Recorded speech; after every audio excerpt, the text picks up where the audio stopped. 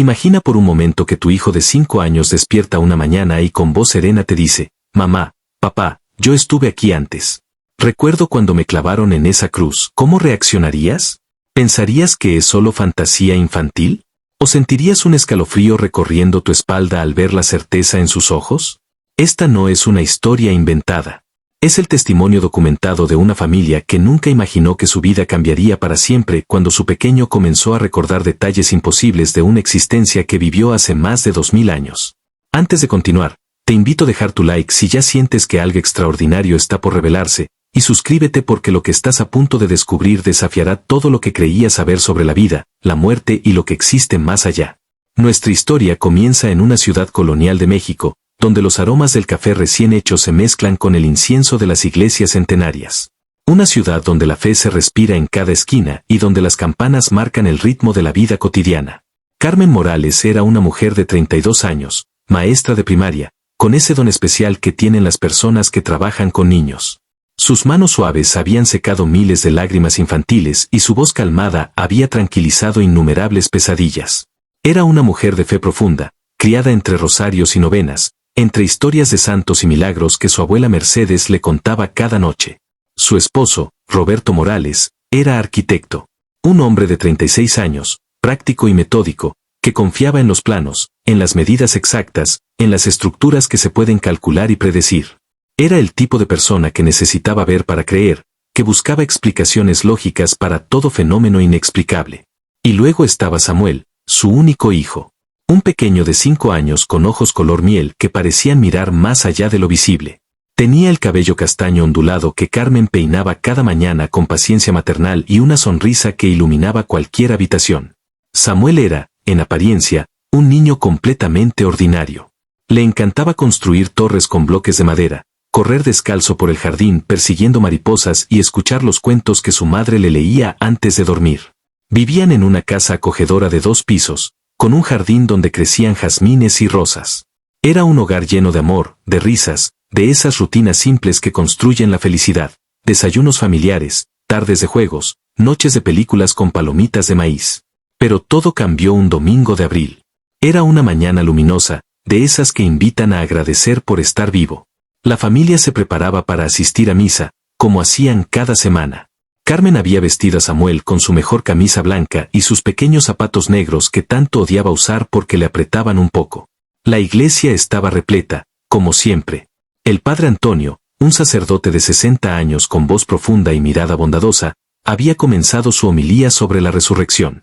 Hablaba con pasión sobre el sacrificio supremo, sobre el amor infinito que llevó a un hombre a morir por la humanidad entera. Samuel estaba sentado entre sus padres, balanceando las piernas como hacen todos los niños cuando están en lugares donde deben permanecer quietos. Todo parecía transcurrir con normalidad. Entonces sucedió algo que nadie esperaba. Sin previo aviso, Samuel se puso de pie. No fue un movimiento gradual. Fue como si una fuerza invisible lo hubiera levantado de la banca. Sus ojos, normalmente vivaces y curiosos, adquirieron una expresión diferente, profunda, antigua, como si dentro de ese cuerpo infantil habitara alguien mucho mayor. «Mijo, siéntate», susurró Carmen tratando de jalar suavemente su brazo. Pero Samuel no respondió. Comenzó a caminar hacia el pasillo central con pasos firmes, decididos, completamente inusuales para un niño de su edad. Cada pisada resonaba en el creciente silencio que se apoderaba del templo. «Samuel, regresa aquí ahora mismo», dijo Roberto con voz más firme, pero el niño continuó avanzando como si no escuchara nada. Los fieles comenzaron a voltear. Algunos sonreían con indulgencia pensando en un niño travieso. Otros fruncían el ceño molestos por la interrupción. La mayoría simplemente observaba con curiosidad mientras este pequeño caminaba con una determinación inquietante hacia el altar. Carmen y Roberto se levantaron rápidamente, sus rostros enrojeciendo de vergüenza. «Disculpen, disculpen», murmuraba Carmen a las personas mientras pasaba entre las bancas tratando de alcanzar a su hijo. El padre Antonio había detenido su sermón. En 30 años de ministerio había presenciado muchas cosas, pero algo en la manera en que este niño se movía le causaba una extraña inquietud. Samuel llegó hasta los escalones del altar. Se detuvo por un momento, contemplando las imágenes sagradas, las velas encendidas, el crucifijo de madera tallada que presidía el templo. Entonces, lentamente, comenzó a subir. Sus pequeños zapatos negros producían un eco inquietante en el mármol. Cada paso parecía amplificado por el silencio absoluto que ahora reinaba. 300 personas contenían la respiración. Cuando llegó a la cima, Samuel se volteó hacia la congregación. Su rostro había cambiado. Ya no era el rostro inocente de un niño de 5 años. Era solemne, serio, y en sus ojos brillaba algo que helaba la sangre. Carmen había llegado al pie del altar, con Roberto un paso detrás. Samuel, baja de ahí inmediatamente, le ordenó con voz temblorosa. El niño la miró, y en esa mirada Carmen vio algo que nunca había visto antes en su hijo. Una profundidad. Una tristeza infinita mezclada con un amor inmenso. Entonces Samuel abrió la boca y habló, pero su voz era diferente. Más clara, más firme, cargada de una autoridad imposible de ignorar. Yo estuve aquí antes, dijo, y sus palabras resonaron en cada rincón de la iglesia. Recuerdo cuando caminé estas tierras hace mucho tiempo. El silencio se volvió sepulcral. Ni siquiera se escuchaba el respirar de 300 personas. Samuel cerró los ojos por un momento, como concentrándose, y cuando los abrió nuevamente comenzó a hablar en un idioma que nadie en esa iglesia reconocía, pero que el padre Antonio, con su formación en el seminario, identificó inmediatamente con horror fascinado. Era arameo. El idioma que se hablaba en Tierra Santa hace 2 milenios. Las palabras fluían de la boca del niño con una pronunciación perfecta, con una cadencia que sonaba antigua y sagrada. Hablaba como alguien que hubiera usado ese lenguaje toda su vida, no como un niño mexicano de 5 años que apenas aprendía a leer y escribir en español. Algunos fieles comenzaron a persignarse frenéticamente. Otros se levantaron de sus bancas, divididos entre el impulso de huir y la fascinación de quedarse. Una señora anciana gritó «Dios mío», y se desmayó en su asiento. Pero Samuel no se detuvo. Cuando terminó de hablar en arameo, regresó al español. Recuerdo el peso de la madera, dijo, y su voz ahora tenía un tono de dolor profundo. Recuerdo cómo lastimaba mi hombro con cada paso. Recuerdo las voces gritando, las piedras que lanzaban, las miradas llenas de odio de quienes no entendían. Carmen sintió que las rodillas le fallaban. Se aferró al barandal del altar para no caer. Roberto se había quedado completamente inmóvil, con la mente tratando desesperadamente de encontrar una explicación lógica para lo que estaba presenciando. Y recuerdo el amor, continuó Samuel, y ahora lágrimas comenzaron a rodar por sus mejillas infantiles. Un amor tan grande por cada uno de ustedes que era más fuerte que todo el dolor. En ese momento, algo aún más extraordinario sucedió. Samuel extendió sus pequeñas manos hacia la congregación, con las palmas hacia arriba, y en sus muñecas comenzaron a aparecer marcas rojas. No eran heridas sangrantes, pero sí marcas claras, perfectamente circulares, del tamaño exacto que tendría una herida de crucifixión. «Los estigmas», gritó alguien desde las bancas. «Tiene los estigmas sagrados». El pánico se apoderó de la iglesia. Personas corriendo hacia las salidas, otras arrodillándose y rezando con desesperación, muchos llorando sin control. El sonido de bancas volcándose y pasos apresurados llenó el espacio que momentos antes había estado en silencio religioso. Pero Carmen, a pesar de su terror, no podía abandonar a su hijo. Subió los escalones del altar con piernas temblorosas y tomó las pequeñas manos de Samuel. Las marcas eran reales. Podía sentirlas bajo sus dedos. No eran pintadas, no eran autoinfligidas. Simplemente estaban ahí, como si siempre hubieran existido, pero apenas ahora se hicieran visibles. «Mi hijo», susurró con voz quebrada, «¿qué está pasando?».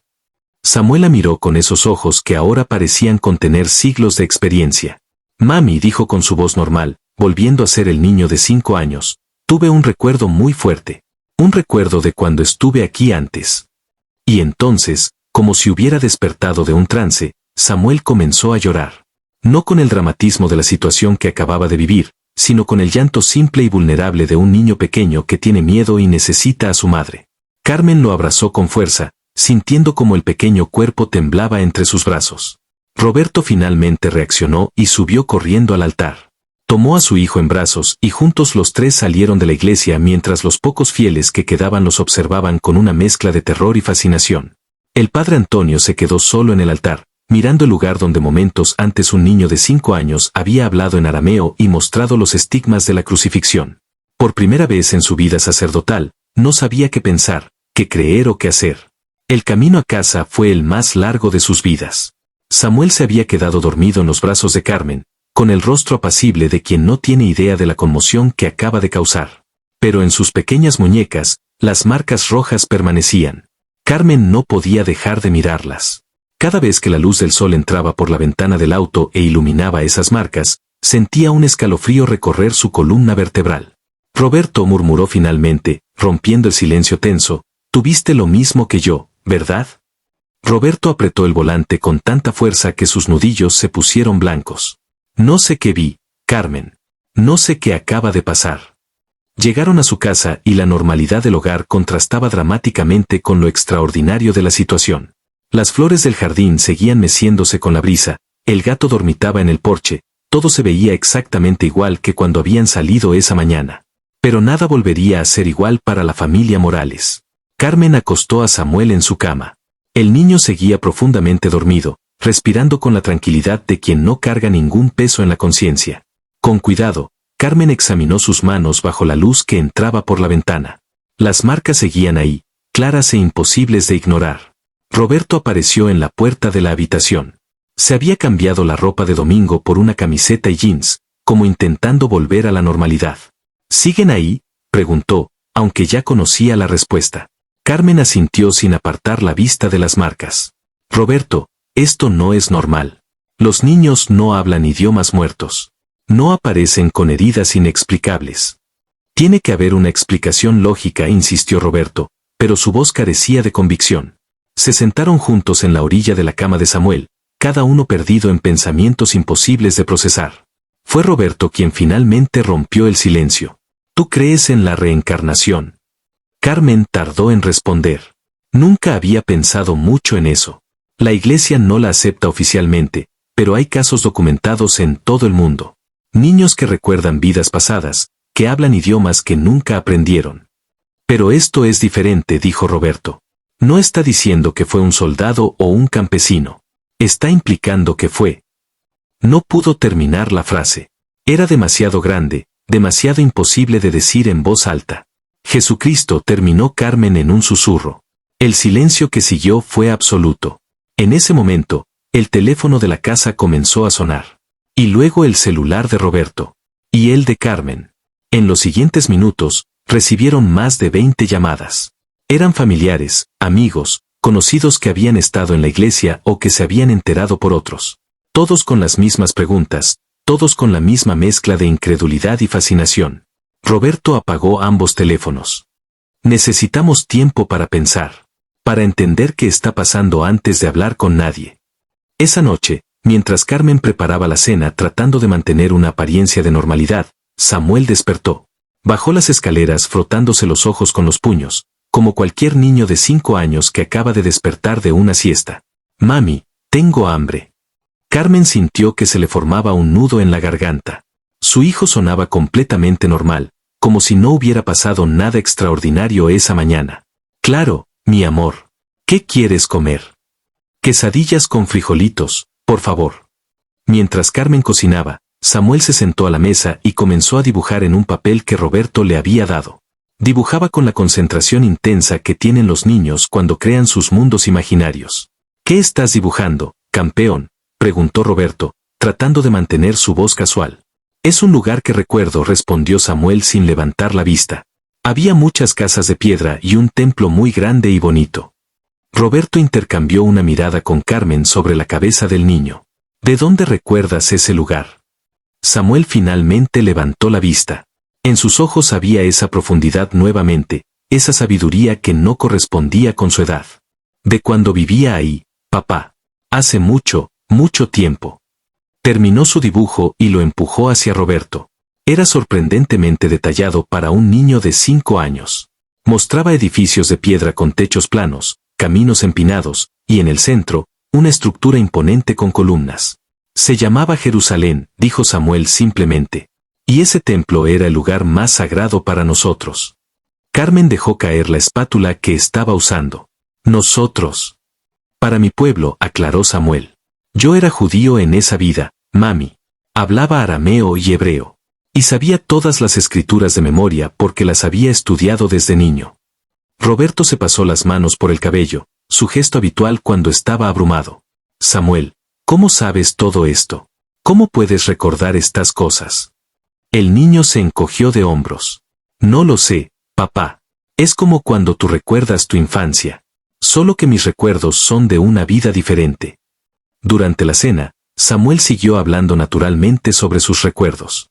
Describía personas, lugares, eventos, todo con una naturalidad inquietante. No sonaba como un niño que estuviera inventando historias.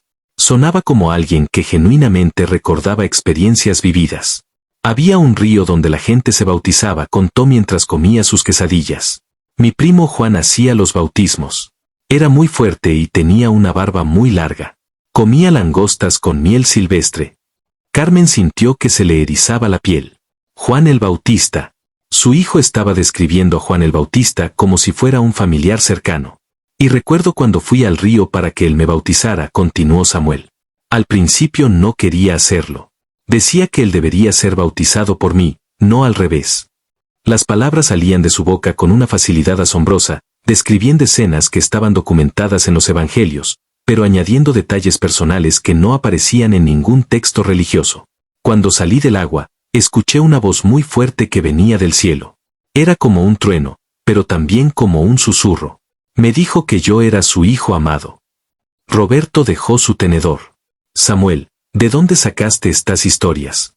El niño lo miró con genuina confusión. No son historias, papá. Son mis recuerdos. Esa noche, después de acostar a Samuel, Carmen y Roberto se quedaron despiertos hasta la madrugada buscando información en Internet. Encontraron cientos de casos documentados de niños con recuerdos de vidas pasadas. Investigadores de universidades prestigiosas que habían estudiado estos fenómenos durante décadas. Encontraron el trabajo del Dr. Ian Stevenson, quien había investigado más de 3.000 casos de reencarnación. Leyeron sobre niños que hablaban idiomas que nunca habían aprendido, que reconocían lugares donde nunca habían estado, que tenían marcas de nacimiento que coincidían con heridas mortales de vidas anteriores. Pero ninguno de esos casos involucraba a alguien que afirmara ser una figura religiosa tan importante. ¿Qué vamos a hacer?, preguntó Carmen finalmente, mientras el reloj marcaba las 3 de la mañana. No lo sé, admitió Roberto. Pero necesitamos ayuda. Esto está más allá de lo que podemos manejar solos. Los días siguientes fueron un torbellino. El padre Antonio visitó la casa, profundamente conmovido por lo que había presenciado. Trajo consigo a un colega, el padre Martínez, especialista en fenómenos religiosos inexplicables. Pasaron horas entrevistando a Samuel. El niño respondía todas sus preguntas con paciencia, describiendo lugares, personas y eventos con detalles precisos. Cuando le pidieron que hablara en arameo nuevamente, lo hizo sin dificultad, recitando pasajes completos que los sacerdotes reconocieron como citas de textos antiguos. Esto es extraordinario, murmuró el padre Martínez después de una sesión particularmente intensa. Los detalles que proporciona este niño coinciden con los descubrimientos arqueológicos más recientes de la región. Cosas que solo los expertos más especializados conocen. También contactaron a profesionales médicos. Un pediatra examinó las marcas en las muñecas de Samuel. No pudo encontrar ninguna explicación natural para ellas. No eran heridas infligidas, no eran marcas de nacimiento típicas. Simplemente estaban ahí, desafiando toda lógica médica. Un psicólogo infantil evaluó a Samuel durante varias sesiones. Su conclusión fue desconcertante. El niño no mostraba signos de enfermedad mental, trauma psicológico o fantasía patológica. De hecho, era un niño notablemente equilibrado y feliz, con un desarrollo emocional completamente normal para su edad. Excepto, añadió el psicólogo, por esta extraordinaria capacidad de articular experiencias que afirma haber vivido en otra época. La noticia comenzó a extenderse, primero dentro de la comunidad, luego a nivel regional, y finalmente a nivel nacional. Periodistas comenzaron a llamar pidiendo entrevistas. Investigadores de universidades solicitaron permiso para estudiar el caso. Carmen y Roberto se encontraron en una encrucijada. Parte de ellos quería proteger a Samuel de toda esa tensión, mantenerlo en la seguridad del anonimato. Pero otra parte entendía que lo que estaba sucediendo era demasiado importante para ocultarlo. Fue Samuel quien tomó la decisión por ellos. Una tarde, mientras la familia discutía qué hacer, el niño los interrumpió. Mami, papá, yo quiero hablar con la gente. ¿Por qué, hijo?, preguntó Carmen. Porque regresé por una razón, respondió Samuel con esa seriedad que ya se había vuelto familiar. El mensaje se perdió. La gente olvidó lo importante. Necesito recordárselos. ¿Qué mensaje?, preguntó Roberto. Samuel tomó las manos de sus padres. Que el amor es más fuerte que todo. Que todos somos hermanos. Que deben cuidarse unos a otros, especialmente a los que más necesitan ayuda. Sus pequeñas manos, marcadas con los estigmas, irradiaban una calidez que ambos padres podían sentir. En mi otra vida, continuó, intenté enseñar esto. Pero después de que me fui, la gente convirtió mi mensaje en reglas y castigos. Construyeron iglesias muy grandes, pero olvidaron ayudar a los pobres. Pelearon guerras diciendo que hablaban en mi nombre. Lágrimas comenzaron a rodar por las mejillas del niño. Por eso regresé. Para decirles que se equivocaron. Que todo era sobre amar, solo amar. Carmen abrazó a su hijo, sintiendo una mezcla de orgullo maternal y asombro reverencial. Este pequeño ser que había crecido en su vientre, que había dado sus primeros pasos en esta misma casa, de alguna manera llevaba dentro de sí una sabiduría antigua y un amor infinito. Decidieron permitir que un documentalista respetado hiciera un registro completo del caso. Las entrevistas fueron exhaustivas, filmadas con rigor científico, documentando cada detalle. Durante esas sesiones, Samuel reveló recuerdos aún más específicos. Describió la última cena con sus discípulos, recordando no solo los eventos principales sino detalles íntimos, como olía el pan, el sabor del vino, las expresiones en los rostros de cada persona presente. Habló sobre el jardín de Getsemaní, sobre la agonía espiritual que había experimentado esa noche. Oré tanto, dijo con voz temblorosa, que mi sudor se convirtió en gotas de sangre. Le pedí a mi Padre Celestial que, si era posible, me salvara de lo que iba a pasar. Pero también le dije que se hiciera su voluntad, no la mía. Cuando describía la crucifixión, las marcas en sus manos y pies comenzaban a brillar sutilmente, como habían hecho aquella primera vez en la iglesia. Era un fenómeno que las cámaras capturaban claramente, descartando cualquier posibilidad de fraude o ilusión óptica. El dolor físico era terrible, relató, pero lo que más dolía era ver las caras llenas de odio. Ver cómo personas a las que había curado, a las que había alimentado, ahora gritaban pidiendo mi muerte. Se limpió las lágrimas. Pero incluso en ese momento, sentía amor por ellos. Porque sabía que no entendían lo que estaban haciendo. Los expertos que revisaron las grabaciones quedaron asombrados. Lingüistas confirmaron que su arameo era auténtico, con una pronunciación que correspondía a la región de Galilea del primer siglo. Historiadores verificaron que los detalles arquitectónicos y culturales que describía eran precisos según los registros históricos y hallazgos arqueológicos. Un teólogo de una universidad prestigiosa comentó, en 30 años estudiando los evangelios y textos antiguos, nunca había escuchado a nadie, incluso los eruditos más destacados, hablar sobre esa época con tal nivel de detalle vivencial. Es como si realmente hubiera estado ahí. Pero más allá de la evidencia académica, lo que realmente conmovía a las personas que conocían a Samuel era la calidad de su presencia. Había algo en él, una paz, una luz, que transformaba a quienes pasaban tiempo con él. Personas que llegaban cargadas de dudas, de dolor, de desesperanza, salían de sus encuentros con Samuel sintiendo algo diferente. Una paz inexplicable. Una renovación de la esperanza.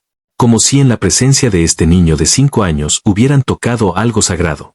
Una mujer que había perdido a su hijo en un accidente vino a ver a Samuel. Llevaba meses sumida en una depresión profunda, incapaz de encontrar consuelo en nada ni nadie. Samuel la escuchó pacientemente mientras ella lloraba y le contaba su dolor. Cuando terminó, el niño tomó sus manos. Tu hijo está bien, le dijo con certeza absoluta. Está en un lugar hermoso, lleno de luz y amor. Y aunque no puedas verlo, él sigue cerca de ti, cuidándote. La mujer sollozó. ¿Cómo puedes saberlo? Porque yo he estado en ese lugar, respondió Samuel. Entre mi otra vida y esta. Y sé que es real. La muerte no es el final, es solo pasar de una habitación a otra. La mujer salió de esa casa transformada. No porque su dolor hubiera desaparecido, sino porque ahora tenía esperanza. Y esa esperanza la llevaría eventualmente hacia la sanación. Historias como esa comenzaron a multiplicarse. Un hombre que planeaba suicidarse decidió seguir viviendo después de hablar con Samuel. Una pareja al borde del divorcio encontró la manera de reconciliarse. Una familia dividida por años de rencores logró perdonarse. Samuel no hacía milagros físicos como curar enfermedades o cambiar agua en vino. Pero sus palabras, cargadas con una sabiduría y un amor que trascendían su edad, tenían el poder de curar heridas del alma que ninguna medicina podía alcanzar. Los meses pasaron. La vida de la familia Morales había cambiado irrevocablemente, pero encontraron un nuevo equilibrio. Establecieron límites claros. Samuel seguía asistiendo a la escuela, jugando con sus amigos, siendo un niño normal la mayor parte del tiempo. Pero los fines de semana, su casa se convertía en un lugar de peregrinación para quienes buscaban respuestas, consuelo o simplemente la presencia de algo sagrado en un mundo cada vez más secular. Con el tiempo, las manifestaciones físicas comenzaron a cambiar. Las marcas en las manos de Samuel se fueron desvaneciendo gradualmente, aunque nunca desaparecieron del todo. Los episodios de hablar en arameo se volvieron menos frecuentes. Es como si el mensaje ya se hubiera entregado, explicó el padre Antonio. Como si Samuel hubiera cumplido el propósito inicial de su regreso. Pero los recuerdos permanecieron. Y la sabiduría. Y sobre todo, esa capacidad extraordinaria de amar sin condiciones que hacía que cualquiera que pasara tiempo con él sintiera que había tocado algo divino. Una tarde, mientras Carmen y Samuel trabajaban juntos en el jardín plantando flores nuevas, el niño se detuvo y miró a su madre. «Mami, ¿tú crees que la gente entendió el mensaje?» Carmen dejó su pala y se sentó junto a su hijo en el pasto. «Creo que muchas personas sí lo entendieron, mi amor. Has tocado muchos corazones». Samuel asintió pensativamente. «Espero que recuerden que lo importante no es si creen que yo soy quien digo ser. Lo importante es que elijan amar. Cada día. En cada decisión pequeña». «¿Y tú?», preguntó Carmen. «¿Cómo te sientes con todo esto?» El niño se quedó en silencio por un momento, contemplando las nubes que pasaban lentamente por el cielo azul. «A veces me siento confundido», admitió, «porque tengo recuerdos de dos vidas muy diferentes. Pero también me siento agradecido». «¿Agradecido por qué?»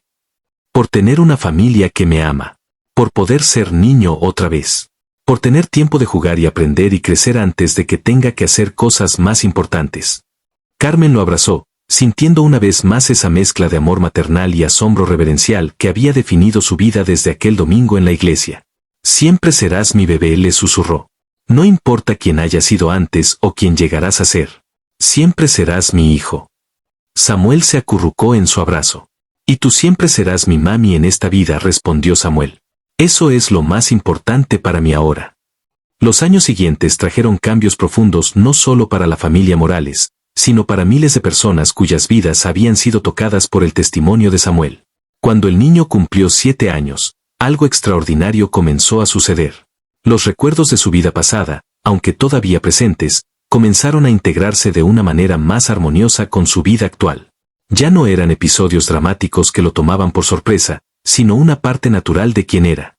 La escuela había sido inicialmente un desafío. Los padres de otros niños tenían opiniones divididas. Algunos no querían que sus hijos estuvieran cerca de Samuel, llamándolo raro o perturbador. Otros, sin embargo, reconocían que había algo especial en él, algo que elevaba a quienes lo rodeaban. Su maestra, la señora Patricia, una educadora de 20 años de experiencia, observó algo fascinante. «Samuel es diferente», le confió a Carmen durante una reunión de padres. «Pero no de la manera que esperarías. Es bondadoso más allá de lo normal para su edad. Cuando hay conflictos entre los niños, él tiene una manera de mediar que sorprende incluso a los adultos». Contó un incidente que había ocurrido esa semana. 2 niños habían peleado violentamente por un juguete. Ambos estaban llorando, gritándose mutuamente, culpándose. Los maestros intentaban separarlos cuando Samuel se acercó. «Está bien», había dicho con calma. «Los dos están enojados porque los dos querían jugar. Pero ¿saben qué es mejor que jugar solo? Jugar juntos». Había tomado el juguete y mostrado cómo ambos podían usarlo al mismo tiempo, convirtiendo la competencia en colaboración. En minutos, los 2 niños que habían estado peleando estaban riendo juntos. «No es solo que sea inteligente», explicó la señora Patricia. «Es que tiene una comprensión de las emociones humanas que va mucho más allá de su edad. Es como si viera directamente a través de las personas, hasta lo que realmente sienten y necesitan». En casa, Samuel seguía siendo un niño en muchos sentidos. Le encantaba ver caricaturas, jugar videojuegos con su padre, y construir fortalezas con sábanas en la sala.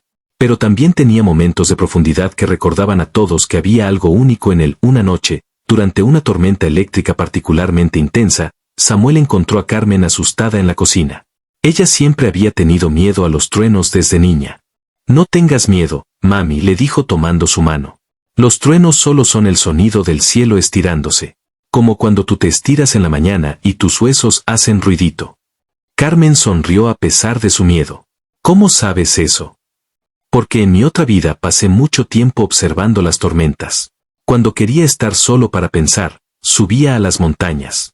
Las tormentas me recordaban el poder de mi Padre Celestial, pero también me recordaban que después de cada tormenta viene la calma. Se sentó junto a ella. ¿Sabes qué me gustaba hacer durante las tormentas? ¿Qué? Contar las gotas de lluvia que caían en las hojas. Bueno, no podía contarlas todas porque eran demasiadas, pero intentaba contar las que podía ver. Me hacía sentir en paz. Comenzó a contar en voz alta, señalando gotas imaginarias en la ventana. 1, 2, 3, 4. Sin darse cuenta, Carmen se unió al juego. Y en minutos, su miedo a la tormenta había desaparecido, reemplazado por la risa compartida con su hijo. Mientras tanto, el impacto del testimonio de Samuel continuaba expandiéndose de maneras inesperadas. El documental sobre su historia había sido transmitido por cadenas internacionales, traducido a 17 idiomas. Millones de personas en todo el mundo habían visto sus entrevistas, habían escuchado sus palabras. Las reacciones fueron variadas. Algunos lo declararon un fraude elaborado, aunque nunca pudieron explicar cómo un niño podía hablar arameo con fluidez perfecta o conocer detalles históricos tan precisos. Otros lo llamaron un fenómeno psicológico fascinante, aunque la ciencia no podía explicar completamente sus habilidades. Pero para millones más, Samuel representaba algo diferente. Esperanza. Prueba de que la vida continuaba más allá de la muerte. Evidencia de que el amor trascendía el tiempo y el espacio. Cartas llegaban de todos los rincones del mundo. Una mujer de Japón escribió sobre cómo las palabras de Samuel la habían ayudado a perdonar a su padre abusivo. Un hombre de Sudáfrica contó cómo había dejado una vida de violencia después de escuchar el mensaje de amor del niño. Una pareja de Francia compartió que habían decidido adoptar después de que Samuel hablara sobre la importancia de cuidar a los más vulnerables. Roberto, el padre escéptico que había necesitado ver para creer, se encontró transformado de maneras que nunca imaginó. Una noche, mientras ayudaba a Samuel con su tarea de matemáticas, el niño de repente dejó su lápiz. «Papá, ¿puedo decirte algo?» «Claro, campeón. Sé que al principio no creías en mis recuerdos. Y está bien. Es normal dudar de cosas que no entendemos». Roberto sintió un nudo en la garganta. «¿Cómo supiste eso?» Samuel sonrió. «Porque te conozco. Y porque yo también tenía un amigo en mi otra vida que dudaba mucho. Se llamaba Tomás. Era muy inteligente, como tú. Siempre hacía preguntas, siempre quería pruebas. ¿Y qué pasó con él? Eventualmente creyó. No porque yo le obligara, sino porque abrió su corazón a la posibilidad de que hubiera más en el mundo de lo que sus ojos podían ver». El niño tomó la mano de su padre. «Lo que quiero decirte es que estoy orgulloso de ti, papá. Porque aunque dudabas, nunca dejaste de amarme. Y eso es lo que realmente importa». Roberto sintió lágrimas rodar por sus mejillas. En ese momento, todas sus dudas se disolvieron. No porque hubiera recibido prueba científica irrefutable, sino porque reconoció en los ojos de su hijo algo que trascendía toda lógica: amor puro e incondicional. Cuando Samuel cumplió 8 años, la familia decidió organizar una celebración especial. No una fiesta extravagante, sino una reunión íntima con las personas que habían sido parte de su extraordinaria jornada. Estaban el padre Antonio y el padre Martínez, quienes habían documentado el caso desde el principio. La señora Patricia, su maestra, quien había defendido su derecho a asistir a la escuela normal. El doctor Mendoza, el psicólogo que había verificado su salud mental. Y docenas de personas cuyas vidas habían sido transformadas por sus palabras. Durante la celebración, alguien le preguntó a Samuel: «¿Qué has aprendido en estos 8 años? ¿Qué es diferente de tu vida anterior?» Samuel se quedó pensativo, masticando un pedazo de pastel de chocolate, su favorito. «He aprendido que ser niño es un regalo», respondió finalmente. «En mi otra vida, tuve que crecer muy rápido. A los 12 años ya estaba enseñando en el templo. A los 30 comencé mi ministerio. Siempre había mucha responsabilidad». Miró alrededor de la habitación llena de personas que lo amaban. «Pero en esta vida, tengo tiempo. Tiempo para jugar, para aprender, para cometer errores y crecer. Tengo padres que me cuidan. Amigos con quienes reír. Y eso es hermoso. ¿Y qué hay del mensaje?, preguntó alguien más. ¿Todavía sientes que necesitas compartirlo? El mensaje está siempre conmigo, dijo Samuel. Pero he aprendido que no siempre necesito hablar para compartirlo. A veces, el mensaje se comparte mejor con acciones. Contó una historia de la escuela. Un niño nuevo había llegado a mitad del año escolar. Era de una familia muy pobre, su ropa estaba gastada y no tenía dinero para comprar lunch. Los otros niños se burlaban de él, explicó Samuel. Lo llamaban nombres feos. Así que un día, compartí mi lunch con él. No dije nada especial, solo me senté a su lado y comimos juntos. Sus ojos brillaron. Al día siguiente, 3 niños más trajeron lunch extra para compartir con él. Y la semana siguiente, 10 niños más. Nadie se burlaba de él ya. Todos querían ser su amigo. Eso es el mensaje, continuó. No necesitas dar grandes sermones o hacer milagros dramáticos. Solo necesitas amar. Y el amor se extiende como las ondas en el agua cuando tiras una piedra. Mientras la tarde avanzaba y los invitados comenzaban a despedirse, Carmen observaba a su hijo jugando en el jardín con otros niños. Corrían, reían, eran simplemente niños disfrutando de un día soleado. Pero de vez en cuando, Samuel se detenía y miraba hacia el cielo con una expresión que Carmen había aprendido a reconocer. Una expresión que contenía siglos de memoria y una conexión con algo más grande que cualquiera de ellos podía comprender completamente. ¿En qué piensas cuando haces eso?, le preguntó Carmen más tarde, cuando estaban solos. Pienso en todas las almas que están buscando, respondió Samuel. En todo el mundo, hay personas que se sienten solas, asustadas, perdidas. Y les envío amor con mi mente. No sé si lo sienten, pero me gusta pensar que tal vez sí. ¿Crees que eso funciona? Samuel se encogió de hombros. No lo sé, pero en mi otra vida aprendí que nunca debemos subestimar el poder del amor. Incluso cuando no podemos ver los resultados inmediatamente, el amor siempre hace una diferencia. Los años que siguieron trajeron más cambios. Cuando Samuel entró en la preadolescencia, algo interesante comenzó a suceder. Los recuerdos de su vida pasada empezaron a desvanecerse gradualmente, como un sueño que se vuelve menos vívido con el tiempo. No desaparecieron completamente, pero se volvieron menos inmediatos, menos abrumadores. Era como si su alma estuviera permitiendo que esta vida actual tomara más protagonismo. ¿Te asusta perder los recuerdos?, le preguntó Roberto una noche mientras jugaban ajedrez, un pasatiempo que habían desarrollado juntos. Al principio sí me asustaba, admitió Samuel, moviendo su alfil. Pero ahora entiendo que es natural. Esta vida es importante también. No puedo vivir en el pasado, incluso si ese pasado fue hace 2000 años. Hizo jaque. Además, las cosas importantes no las he olvidado. Recuerdo el amor. Recuerdo el perdón. Recuerdo la importancia de servir a otros. Esas son las cosas que realmente importan. Roberto estudió el tablero, buscando su próximo movimiento. ¿Y qué vas a hacer cuando crezcas? ¿Vas a ser predicador o sacerdote? Samuel se rió. No lo creo, papá. Ya hice eso en mi otra vida. En esta vida, creo que quiero ser maestro. Como mi mamá. Me gusta la idea de ayudar a los niños a aprender y crecer. ¿Maestro? Roberto levantó la vista, sorprendido.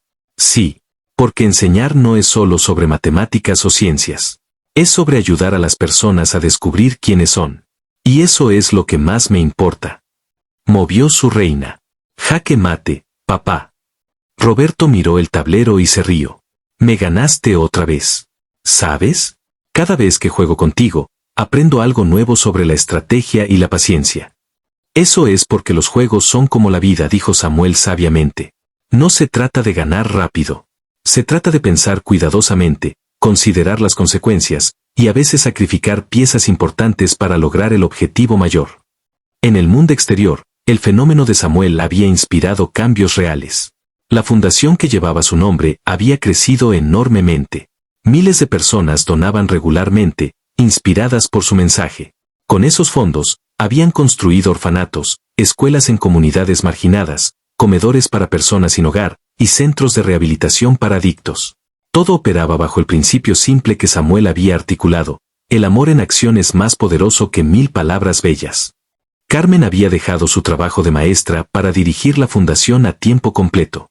Era agotador, pero profundamente satisfactorio ver cómo el mensaje de su hijo se traducía en cambios tangibles en las vidas de miles de personas. Una tarde, recibió una llamada que la dejó sin aliento. Era de un investigador de la Universidad de Virginia, el Dr. Harrison, quien había dedicado 40 años al estudio de casos de reencarnación. Señora Morales, dijo con voz emocionada, hemos completado el análisis más exhaustivo jamás realizado sobre un caso de memoria de vida pasada. Y los resultados son extraordinarios. ¿Qué encontraron?, preguntó Carmen, su corazón latiendo rápido. Hemos verificado más de 200 detalles específicos que Samuel proporcionó sobre la vida en Palestina del primer siglo. Detalles sobre arquitectura, costumbres sociales, prácticas religiosas, geografía específica. Y todos, absolutamente todos, son precisos según nuestros registros históricos y arqueológicos más confiables. El doctor hizo una pausa. Pero hay más. Hemos analizado las grabaciones de Samuel hablando arameo con lingüistas de 3 instituciones diferentes. Todos concuerdan, no solo es arameo auténtico, sino que es específicamente el dialecto galileo del primer siglo. Un dialecto que solo un puñado de académicos en el mundo pueden hablar, y ninguno con la fluidez natural de Samuel. ¿Qué significa eso?, preguntó Carmen, aunque parte de ella ya conocía la respuesta. Significa que, científicamente hablando, no podemos explicar cómo un niño mexicano sin entrenamiento especial puede poseer este conocimiento. Las explicaciones convencionales, fraude, sugestión, memoria genética, simplemente no se sostienen bajo escrutinio riguroso. El Dr. Harrison respiró profundamente. En 40 años de investigación, nunca había encontrado un caso tan bien documentado, tan verificable, y tan inexplicable por medios convencionales. Si este no es un caso auténtico de memoria de vida pasada, entonces no sé qué sería. Carmen agradeció la llamada y se quedó sentada en su oficina, procesando la información.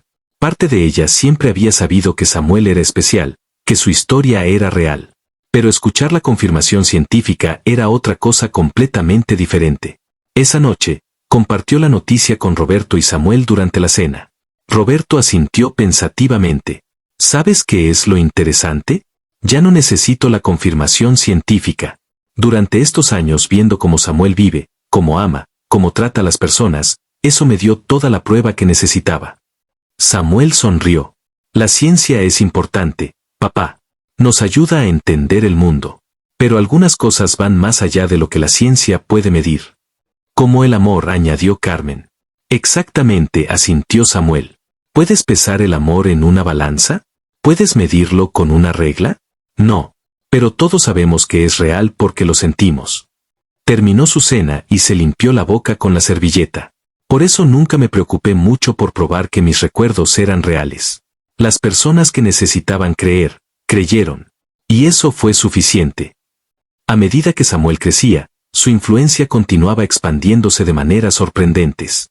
Libros habían sido escritos analizando su caso. Documentales adicionales exploraban diferentes aspectos de su historia. Académicos de diversas disciplinas, teología, psicología, neurociencia, historia, estudiaban el fenómeno desde sus respectivas perspectivas. Pero para Samuel, nada de eso era tan importante como los pequeños momentos cotidianos. Ayudar a un compañero de clase con la tarea. Escuchar a su madre hablar sobre su día. Jugar videojuegos con su padre. Acariciar al gato de la familia mientras leía un libro. Estas son las cosas que extrañé en mi otra vida, le confió a Carmen una noche mientras ella lo arropaba en la cama, una tradición que habían mantenido incluso cuando ya tenía 12 años. ¿Qué cosas?, preguntó Carmen. La normalidad. La familia. En mi otra vida, nunca me casé, nunca tuve hijos. Siempre estaba viajando, predicando, sanando. Era importante, pero también era solitario a veces. Sus ojos se llenaron de lágrimas. Por eso agradezco tanto esta vida. Por ustedes. Por tener una familia que me ama no por lo que fui o lo que puedo hacer, sino simplemente por ser yo. Carmen lo besó en la frente. Siempre serás nuestro hijo más preciado. Sin importar quién hayas sido o quién llegarás a ser. Mientras Samuel se quedaba dormido, Carmen se quedó sentada junto a su cama por un momento, como había hecho tantas noches a lo largo de los años.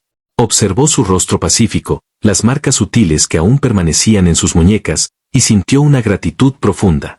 Su vida no había sido la que ella imaginó cuando era joven y soñaba con tener hijos. Había sido mucho más complicada, mucho más pública, llena de desafíos que nunca anticipó. Pero también había sido infinitamente más rica. Había sido testigo de algo extraordinario. Había criado a un niño que de alguna manera contenía dentro de sí siglos de sabiduría y amor. Y en el proceso, ella misma había sido transformada. Los años continuaron pasando. Samuel se convirtió en adolescente, luego en joven adulto. Los recuerdos de su vida pasada se desvanecieron aún más, aunque nunca desaparecieron completamente. Eran como una melodía familiar que siempre reconocería, pero que ya no tocaba constantemente. Se convirtió en maestro, como había dicho que haría. No en una escuela religiosa, sino en una escuela pública en un barrio pobre donde los niños más necesitaban esperanza y guía. Sus métodos de enseñanza eran únicos. No solo enseñaba matemáticas y literatura, sino lecciones de vida. Enseñaba a sus estudiantes sobre empatía, sobre perdón, sobre la importancia de servir a otros. Una de sus estudiantes, una niña llamada María que venía de un hogar abusivo, escribió más tarde en su diario: el maestro Samuel me enseñó que mi pasado no define mi futuro. Me enseñó que el amor es más fuerte que el dolor. Y me dio esperanza cuando pensé que no había ninguna.